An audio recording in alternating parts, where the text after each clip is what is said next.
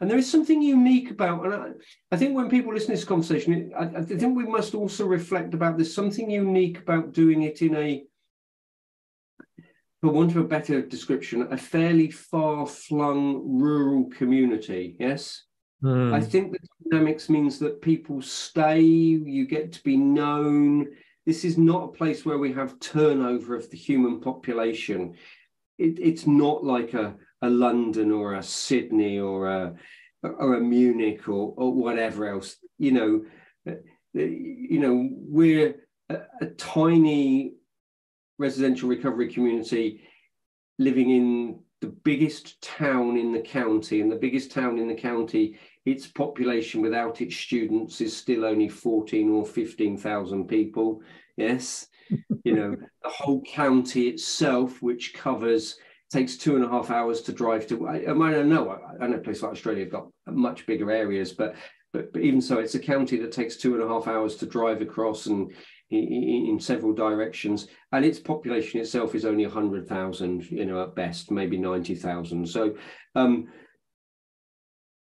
I don't know if you can do quite the same thing in quite the same way. That's why I'm always really impressed about. I was always impressed when I went to see Leap in Edinburgh, because they were having that community spirit inside what is just a city full of people and tourists. And in many ways, some of the more successful projects we talk about, even in England, are in the smaller towns. They're not actually in the really big cities.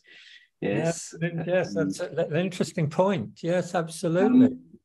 And because how easy is it for you to sustain the community, have all that permeability? It's just a harder thing to do, of course. North Wales Recovery Community, almost in its title, is of a very specific space, and it works in that space, and that space is great. And critically, you can't escape the space and environment. Critical to the success of North Wales Recovery Community has therefore been, of course, the free environmental space we've had on our doorstep. Coming back to the resources and money, no one has charged us to go for a walk on the beach or go for a walk up the mountains, stuff like that, Yes. So that's been very helpful. I remember once when we wrote an article on from our North Wales Recovery Group, the Dare Recovery Climbing Group, and we published this article, and I got a letter not long after the article was published from a gentleman in New York asking me how he could establish a mountaineering recovery group in New York. And it was like, I kind of goes, I don't think you can. And I wrote back incredibly politely and said, well, but I think you can probably set up, a brilliant skateboarding group, or an art gallery group, or if you really want to connect, maybe you can a subway graffiti group. I don't know what the resources are in your community, because I don't know the community, but it's about what's in your community. So if you're of a community, you're using the resources in the community, of course. No, we've got the added thing is nature is a huge resource. Yeah, and maybe it's no surprise. It's more difficult, the fresh air, the beauty of climbing a mountain, hill walking. And maybe it's no surprise, therefore, is it, that North Wales Recovery is built around the use of land to grow and growing things and food projects, and lots of interesting outdoor and other what we might call green therapy stuff. So maybe you've got it's the no sea surprise. as well. You've got the sea and the waves. Yes, I hadn't thought about it that way, actually. So it's of its community in that way as well. It's of its physical space, yes, and it's probably really important that, and I think that's right, really. And I've always thought this. I said to someone, excuse me, I'm rambling, but I did say to someone that I think the notion of commissioning recovery is almost an oxymoron, because if recovery's coming from within and the community and the peers, you can't actually buy it as a commissioner. It's different in each one. It's what works. And I kind of think commissioners for recovery, whereby they think they can buy services and hand them a book and go, well, this is the CBT group I want you to run. This is the manual. Off you go and run it in a room. And that can probably be done anywhere in the world.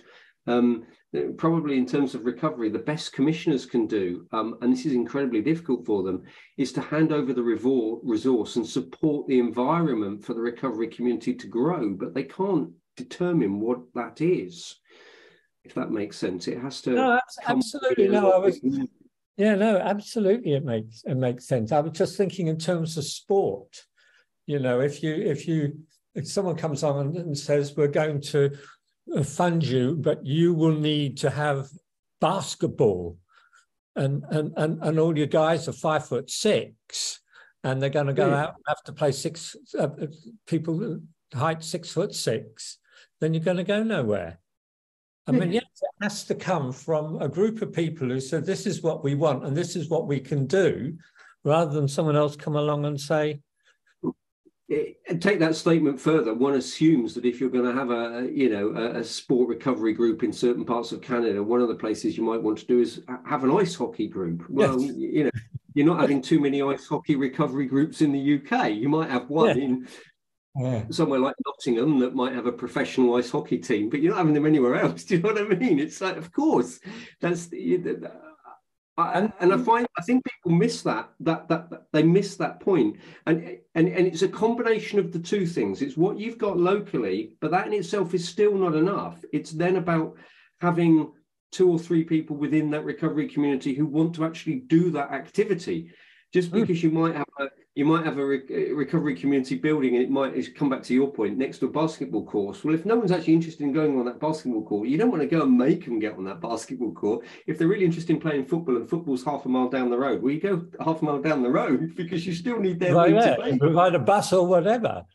We had in North Wales, a lad, and he had got 2 or 3 people interested. And again, it's very specific of the community. So this was a little bit further along the coast, in the Colwyn Bay, Llandudno area, that's got 3 or 4 piers and is known for certain places where people dangle fishing rods into the sea. It's the only place I've come across where there's been a small sea fishing recovery group, where these 3 or 4 or 5 lads, and it's the tiniest group, there's only 3 or 4 or 5 of them, but they've been doing it consistently for quite a long time, built around this one particular guy, and they just all go and have their recovery trap, where I have it with people walking up and down a mountain with them. They all just have it looking at the end of their rods off the sea. But that's what they've got. They're further from the mountains from us. That's what they're interested in. So that's logically what they do.